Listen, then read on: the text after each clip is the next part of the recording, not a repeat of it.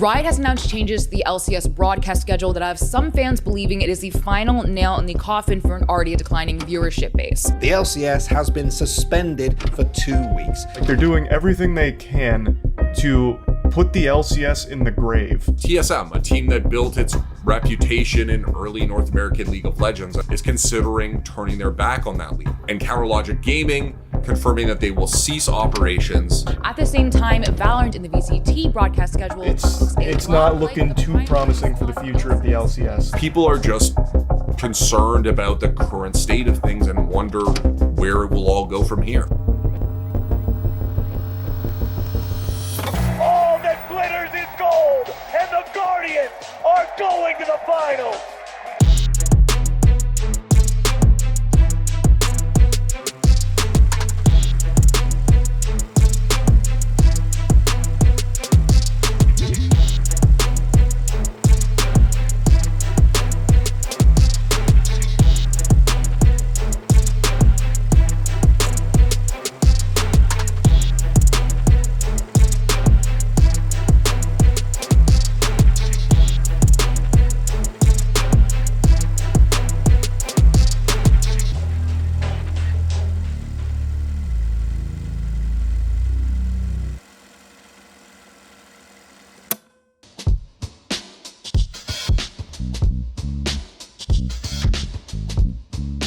The delay at the start of the season was a little strange.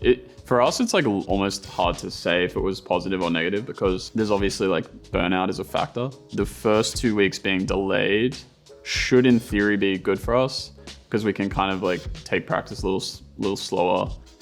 The league as a whole is like how well you can adapt because the game is like constantly changing, team environments constantly changing. I think the walkout really helped us because that fatigue had time to obviously settle.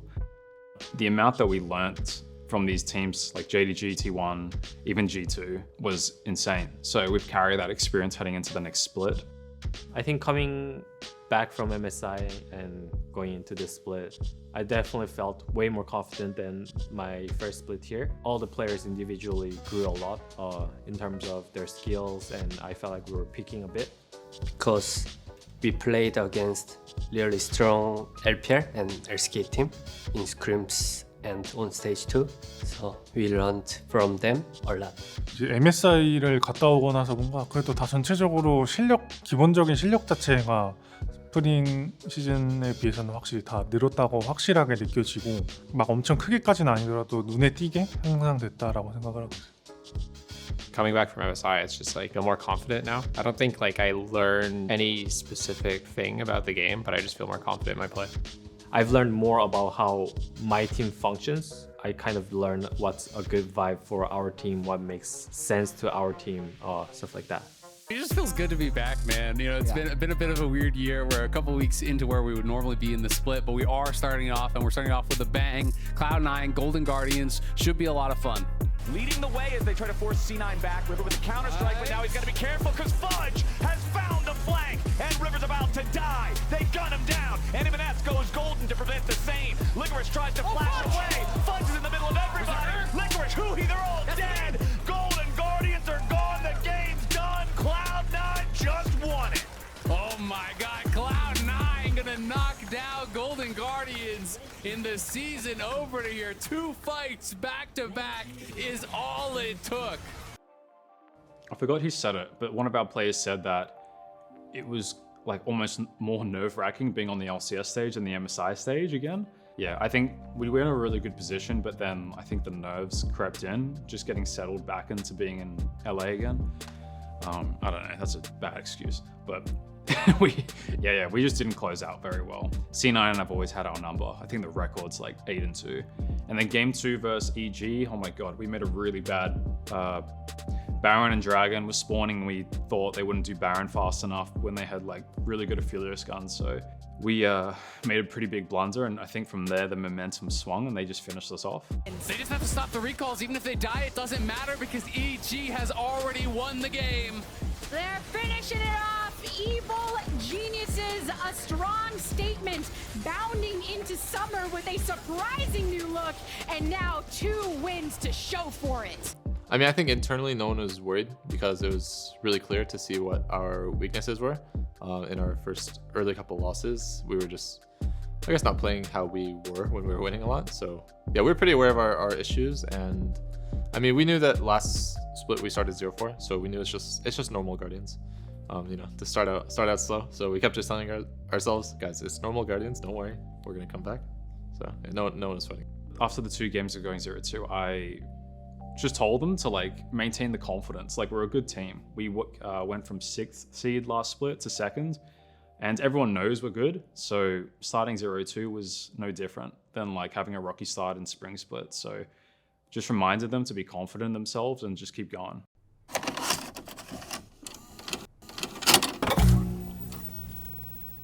Yeah, I mean, I played pretty much everything as a kid. I started with like a Nintendo 64, played with my brother, played like Donkey Kong 64, Mario Kart, Mario Party, Smash, played Call of Duty in high school, Maple Story, and World of Warcraft.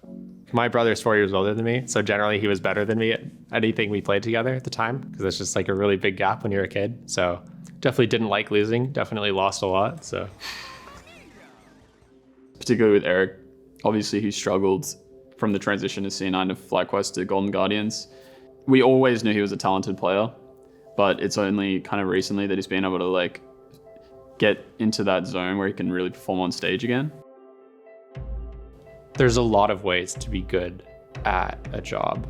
Like even when you get to the top tiers, like you can play nothing but League and like only watch VODs in your free time and like kind of just like tunnel in on that. But there's a lot of different kinds of people that are pro players, and I just think that self-care it works for League. Like if you get good at self-care, you will play better, but it's also just like it'll just help you in general as well, right? Like taking the path of self-care is going to be the one that's going to be the most helpful for me in the long run, and I think it's something that I struggled with like growing up, so it was just really important to like build a kind of foundation that once I'm not a pro player anymore, my life won't just like kind of fall apart, because I think that was always a worry I had. Licorice has been talking about Yone top for a while, ever since we lost to Yone top. I think it was Dokla played Yone top or something, but it was also in off season. I think Eric has always had a soft spot for Yone because he thinks the champion is absolutely broken. So he invented his own build. I spent a lot of time talking to him about the correct combos, like what he needs to be looking for, when he needs to R first, when he needs to hold his E to chase instead of burning it too early. I think in the moment he felt it was the right pick, and we're not gonna deny him that opportunity. I think we were also uncertain what was the right pick, so we put a lot of trust in him in that moment, and he's proven that he's performed when we give him that trust, so he just did the same thing. Desperation kind of kicking in because Licorice is in the side lane. They know they can't answer him, but he's coming to look for the flank here. Oh, they should know. FlyQuest, they saw the as the ulti. Oh, looking for the fade. Savage running to the back line. Does the damage fall off? Explosive cast. Grand entrance onto multiple members for Golden Guardians. They're super low, but they don't have the damage to back it up. Golden Guardians are the ones left standing, and Vulcan has to retreat, but he can't defend the base. Surely this is the Golden Guardians' victory. Yeah, they've got it. Licorice coming in from the side, finds the engage onto FlyQuest. What a fun game here. Golden Guardians gonna take a win here to end. It's very stereotypical of like the top lane kind of being left to their own island, just having that burden in a way that they just need to focus on their lane and make sure they're doing well. He has this calmness about him, and he's kind of talked about how he's achieved that status through going through therapy and having importance in mental health. But it's very important that in the top lane he's able to just kind of silence those noises and focus on what he does best in the top lane, and I think he's shown that a lot this split. If you take a look at our roster, if you take a look at, I don't know, how we're contesting the top teams in LCS, it's like we're not a bad team. Like we came second in spring split, so I don't know. There's nothing to say. It's just we'll just keep proving you wrong over and over again. GG are just looking cleaner. Oh, but here we go. Teleport coming in for Dignitas, and an immediate stun onto Licorice, who pops the watch. Turret doing some damage. Oh, there's the Emperor Divide to knock 2 under the turret, and Huhi goes golden himself alongside Jensen. Gori from the flank wants to go for the kill, finds it onto Azir, and Gori now very dangerous for a moment until the rest of the team can collapse upon Santorin, and Golden Guardians get their second ace. Everybody from Dig is dead, and Golden Guardians will pull it out. To get out, and then during all that, River stacks up the passive. Oh no, tactical instantly drops and treats right next to him. Now that was a beautiful engage there. Huhi has been on point, honestly. Golden Guardians looking good on these engages. Now no turtle here for no more damage. Stixxay wanted to lock eyes with Gori upon the members of TSM. Triple kill. Stixxay with the quadra wants to get the penta. Oh, Chime, you better give it on over, buddy. Stixxay wrapping it up with a penta kill. 4 wins in a row for Golden Guardians as they find the perfect week. And for Golden Guardians, I think a big part of the difference from Spring 2 has been the form that Licorice has had in the start of summer. He was scaling into the spring playoffs. He wasn't playing his best in the regular season, but Licorice was the point of power for Golden Guardians in the top side this entire game. I know Licorice has dealt with like his own level of adversity since leaving Cloud9 and not being able to reach that same like pinnacle of success. And community had always been against him just because his performance wasn't the same as it was. So the fact that he could achieve that was really, really nice to see. Same for Stixxay, who like hadn't had success for a while. Those kind of career resurgences were really, really nice to see. Like I always want success for the guys that we work with, and I don't know, it just felt good to see that.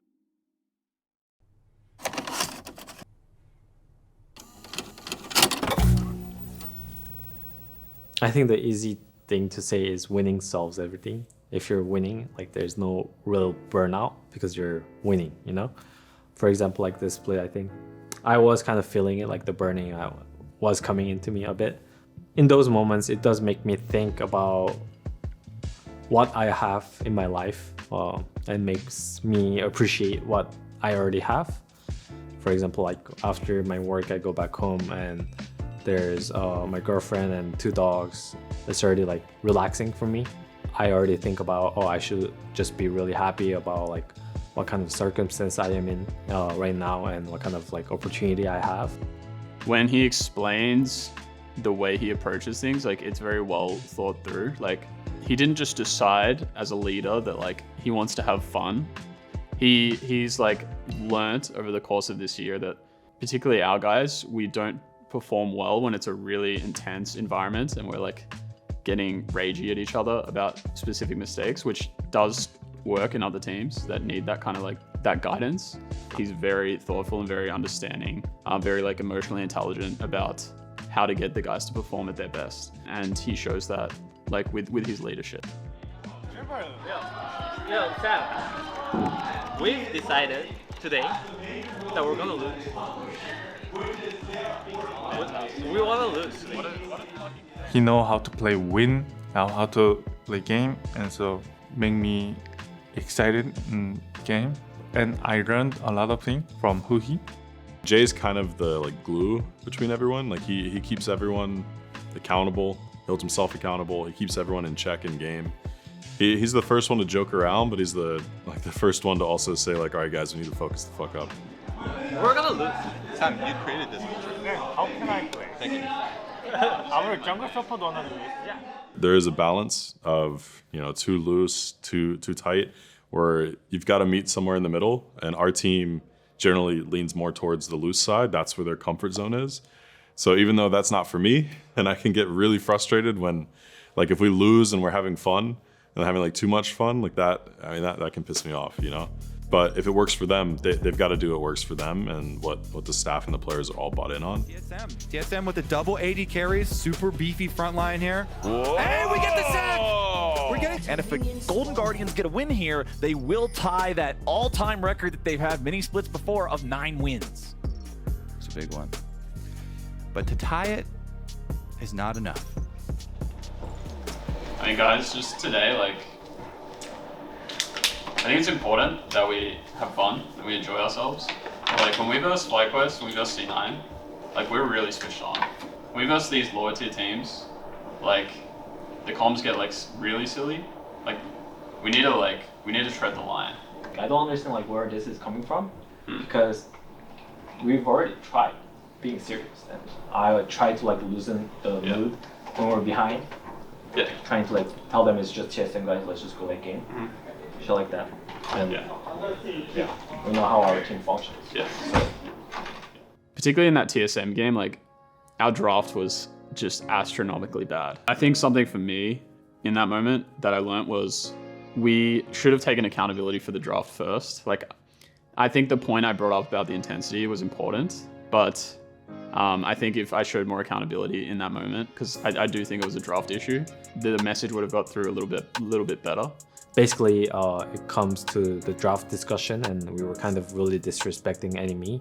We're kind of counterpicking ourselves, thinking that we're just better. So like we were being cocky, and we went in the game with like, in my opinion, like more of a loose mood, and we lost, and we were blaming on the mood. So I just wanted to be clear about, yeah, we were also loose, but like that's not the main reason why we lost.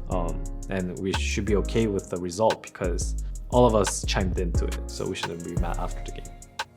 I mean, I've worked with Jay since he first moved to support in like first year of Golden Guardians. He always kind of showed those qualities that would make him a great support.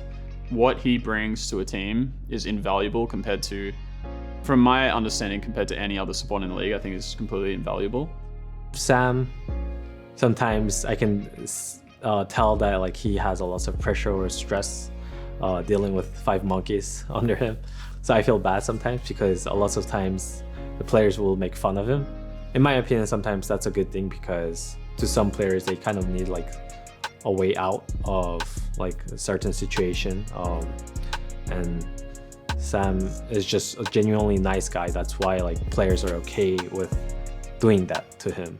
It makes them, I don't know, perform better in some way. So I think he's a really good facilitator, and then he works really hard. So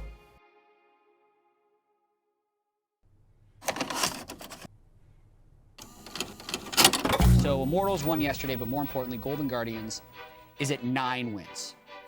They've never had greater than a 50% win rate in an LCS split. Never hit 10? Something is weird about that. Both of the members of Golden Guardians, and they know that this play is already done, so no point in flashing away for Stixxay. First blood goes over to Tactical. If you try to leap forward, you're getting stunned up, but now it's a catch here on the bot side. River's going down. And it's just easy. They knew that River had no flash. How Renata works, but now they have Balulu with the Mega Inferno Bomb. They trade 1 kill back. Gori coming in with the sweep, and they just might spoon feed kills back into Stixxay. Shutdown gold goes over to the Aphelios, but Golden Guardians have a conspiracy to beat. They have to beat the allegations. They have to win. 10 wins in a row in the summer split. Gori looks for the shifting sands. Damn your conspiracy video chat. Golden Guardians will take their 10th win for the first time in the LCS. I mean, I just remember like as soon as we won, like they did like some kind of like the gold medal thing and like starting like celebrating it on stage for us. And I got really surprised because I didn't understand why. What do you have to say to Holy shit! Okay. I also didn't know that was coming. It felt like I just won the split, you know? Like I'm like, wait, what's happening? Am I missing anything? I want to take a shower right now. Yeah, there's glitter all over my clothes. I got some flowers. Yeah. Well, put on there. Like The, real gold 24 karat. Selling it. Oh, I didn't realize that. What was the firecracker noise? That scared the shit out of me. It scared me. I don't like that noise.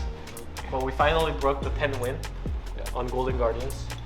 We made a, what is it called, big milestone. Yeah. There's like a clause in my contract, so now I get like triple salary at Nick Smith. So It's like an organizational win, I suppose, but like for me, it's so individual. It's like this team deserves and definitely should be above 10 wins. I think from a viewer standpoint, like looking at the August, it's cool, but I think this team is so on or above that level that it's like, you know, kind of just meeting our expectations. I'm not really someone who believes in like curses and that kind of thing. So I wasn't like, oh my god, like we're just gonna lose the rest of our games or anything. It was just like, yeah, I don't know. I'm sure we'll break it this time, and then we did. It wasn't like a, oh my god, we finally beat the curse. Yeah, it was like a, oh thank god, like that's behind us. Like we don't want to be that. Let's leave that behind and keep moving forward.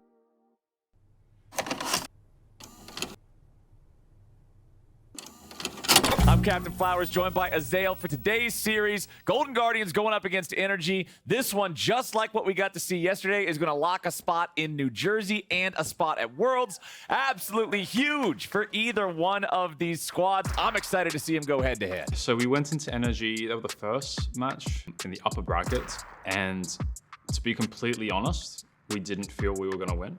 That's not because we lost them twice in the regular split, but that's because our team vibe was at an all-time low for this year. Sam and I both knew that we needed to try and like juice the guys back up. Maybe being on the stage again would reinvigorate them, and I think it did. The first game we played against NRG, we had a 5K, 6K gold lead, and we threw it. And I think after that, it just really cemented what the vibe was with our team. Dokeless here on the front line, popping the gargoyle stone plate immediately as Huhi's dragged back into the sun disc, and FBI goes on a killing spree. Stixxay's here on the front line, guns one down, but he won't be able to get himself back away. Ignar controlling Gori, keeping him out. Palafox slides forward with the conquering sands and conquers the Golden Guardians. A double kill back over to the Energy AD carry, and Energy absolutely slammed the fight. It's an ace with the long-range Void Seeker. Energy have stolen game one away from Golden Guardians. Game one, we won a Baron fight and we decided to go for a big end play. We've been in that position a couple times where we feel that we can end the game when maybe from the outside it appears pretty evident that we can't. I wouldn't put it down to a single person. I think it was like one of those things where someone saw an angle, then people trusted it and built on top of it, and then all of a sudden like it costed us the game. So it's a rough way to lose the first game of the series, but yeah, it happens. He doesn't have TP, so this is him. This is his TP flank. Yeah, he's gonna keep the position, but Poppy open the bush could be the Poppy emote. They have to go for it, man. I feel like this is maybe the best angle you're gonna find. It's the hero play.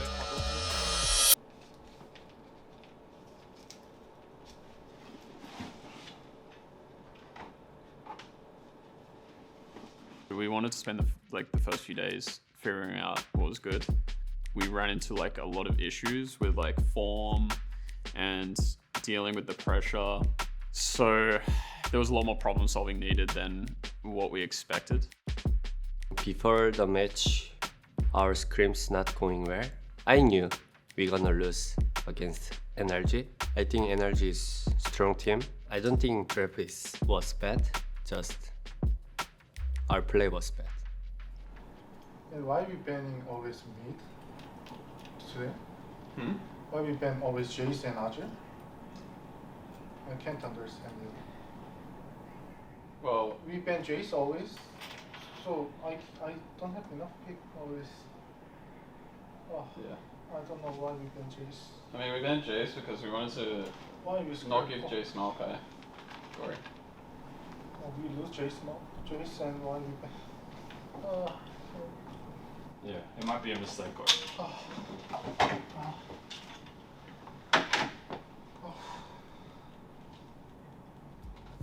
Because we had 2 weeks for NRG series, yeah, but our practice was not good first week. Yeah, we waste time. I feel like that's why we lost. Our champ pool is wrong. I feel like, yeah. And Scream's tier list and Stage's tier list is different. NRG played really well that day. I think our drafts were really bad because we had been messing around a bit too much with the meta, but it was I think it was a necessary loss for our team. Yeah. Dude, I give up. Aaron, it's okay. Aaron, they're two questions. It's okay. If you think it's 10 cents, the ball's 10 cents. Oh, never mind. So then the back is $1.10, right? Yeah. And if you put them together, you'll get $1.20 instead of $1.10. Yeah. Dude, I saw I was onto that and then I was just fucking crumbling. Yeah. No, that's it. That's a little trick.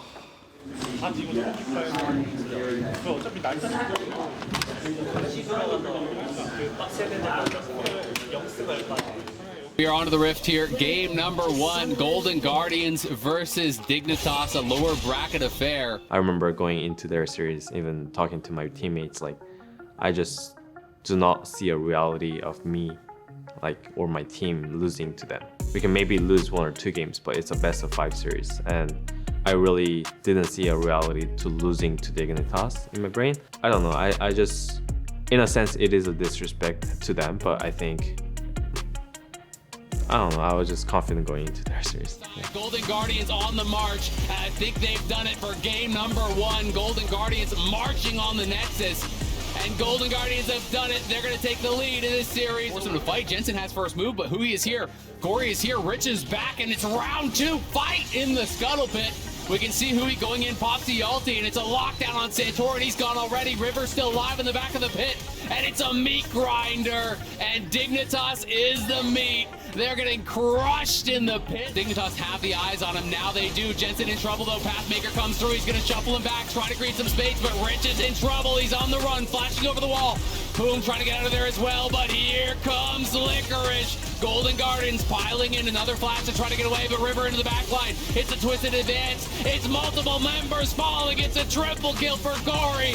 It's all over for Dignitas. Golden Guardians will keep their hopes alive for the LCS Championship as Gori snipes the quadra kill. Golden Guardians wipe Dignitas off the map and will advance on in playoffs. They have a shot at Worlds and they have a shot at the title. I think everything was same, but Dig might be weaker than other teams. That's why we win easily. Yeah. Our meta read or our like draft preparation around energy wasn't good, and then after that series we were like, guys, like we just need to play the good champions. Like regardless of how the scrims were going, we knew on stage when the game slowed down those higher tier champions were going to be better. So every game we were able to get like the J Smile Kai, and we got the Azir game 1. Like we just had better champions. So that's like the really simple thing you can see that was like a lot better. Even though we lost confidence in those prior weeks, when you're versing a team that you know you're stronger than, the doubt kind of just goes away. So I think they're the 2 big things against Dig.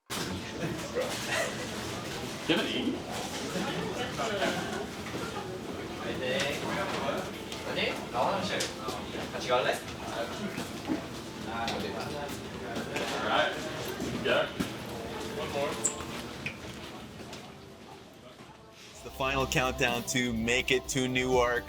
It's Golden Guardians versus Team Liquid. If I'm TL, I'm looking for a fight with GG. I think GG's a bit overextended here. He's keeping in. They threw out the ulti and the equalizer, and they just burn someone down before he gets a chance to fight. Pioshik is waiting on APA. 3-man Pop Blossom, multiple members knocked up. Can they find the reset? Pioshik is burning down River with the equalizer in the burning on River, and now he's the Maokai. Can he look for another reset here? He has to join up and link up with APA. Oh my goodness, over the wall, triple kill. Now Gori and Huhi are in his size. He's looking for another one. Gori's forced to fly. He finds the sun. That's the quadra. Pioshik looking for more. Huhi's forced to run. The Q shattering strike stun. Huhi's burning down. It's the pizza for Pioshik. When we were down 0-2 versus TL, I was pretty pissed because their Viego got like a pentakill, and then we made like a really weird like emotional call to just like rush Baron. It was really bizarre to me that was happening.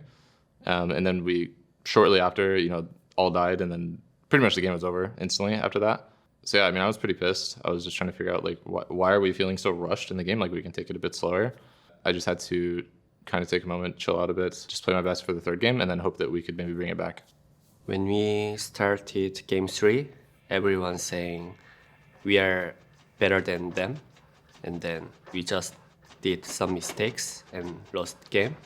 So try to not mistake. For TP flank, there's a lot of works behind Golden Guardians, so pushing up mid lane is very, very difficult on the side of GG. You called it, they're pinging it right now. Now, is it a double TP? APA is already engaging onto the front line. Yon is able to find the back line as well as the killer instinct, but Huhi and Stixxay are still alive, and Yon falls, and Pioshik has nowhere to go for resets. He finds one on Gori, and he's able to disengage it well, but now Summon has to find the kills and find the cleanup, but this just seems unwinnable for Team Liquid. Golden Guardians able to do away with 4 members, and with the Nexus in their sights, they're ready to take game 3.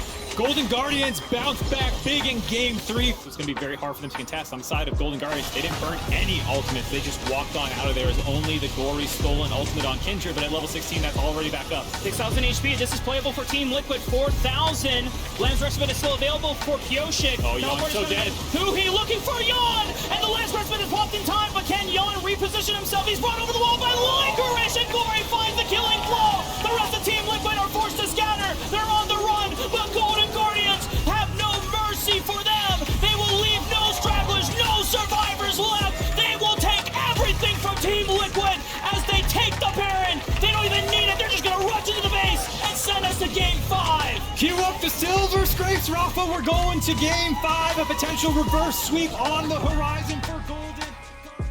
Felt like, yeah, the theme of the entire series was we're just not identifying or marking their threats enough. So obviously that's what we talked about heading into game 3, game 4.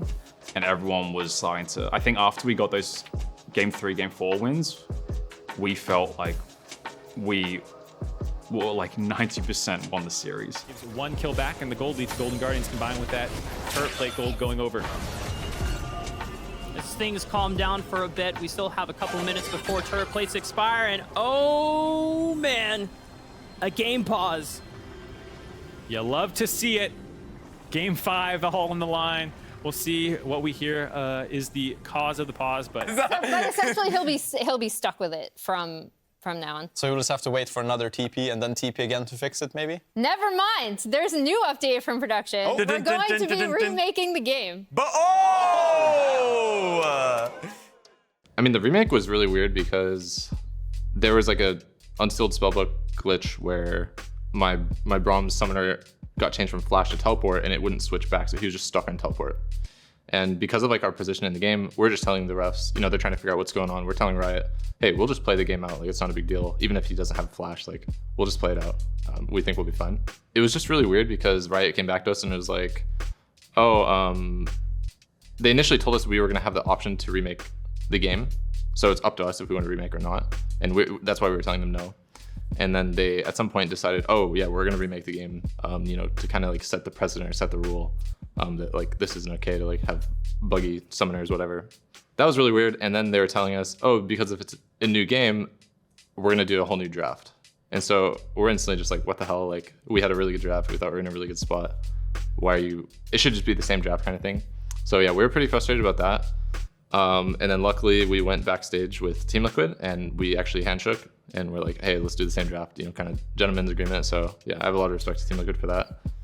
I don't know, frustrated with Riot about like that whole situation, but not to say it affected the way we lost or anything like that. Like, that's on us, but yeah, I just wanted to talk about that. Which makes it far more difficult to Golden Guardians to bounce back from. But if they did, it would be miraculous. we'll get this one back in Team Liquid's favor. Baron spawns in 10 seconds. Soul on Team Liquid's side, 4,500 gold in Team Liquid's favor. Golden Guardians will need a miracle fight here in order to win the game. They'll need to maintain their battle lines, protect Gori and Stixxay, and make sure no one is able to assassinate them. I'm with you, Redditors. This game has delivered on the intensity and the just amount of stakes that have been at hold for both of these teams. As a teleport coming in from Summit, trying to pincer onto Golden Guardians.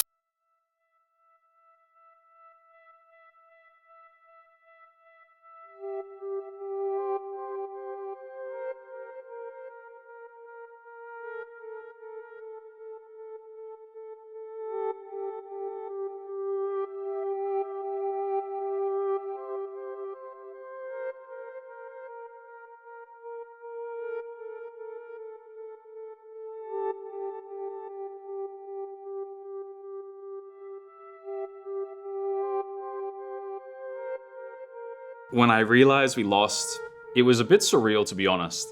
It felt like when you're coming back from when you're in that reverse sweep position, you head into that game 5 and everyone is like really feeling it. And then we came off and had that draft, and then the whole remake situation slowed everything down, but we were all like pretty confident. But yeah, when we were in the room, like everyone was just so quiet.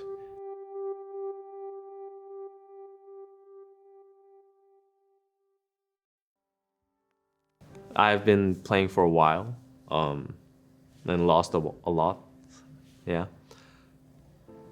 I thought I was gonna be okay, like feeling like wise or just sadness wise. But yeah, I think it was pretty depressing. Yeah. We are not done split, but that time feels like really sad.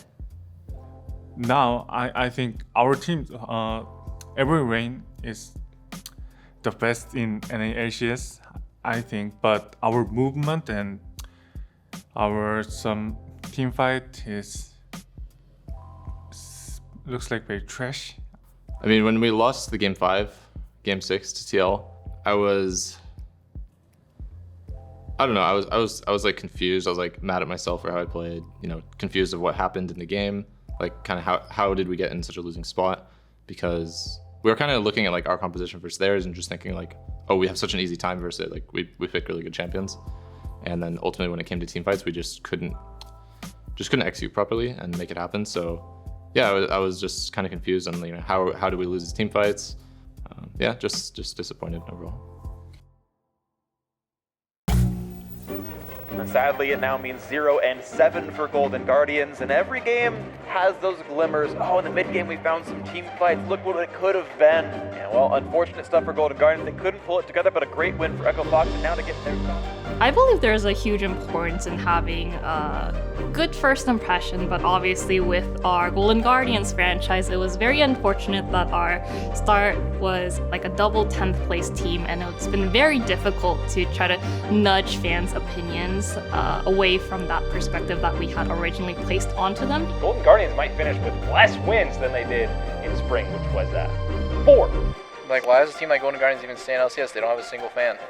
So over the past 5 years, it's been a very slow and tough journey where we've been trying to tell people that, hey, we're not a permanent 10th place team. We're not the team you guys want to be kicking out of the franchising. We're better than this. And we've just been constantly trying to show this to try to separate ourselves from that initial brand identity that people really focused in on.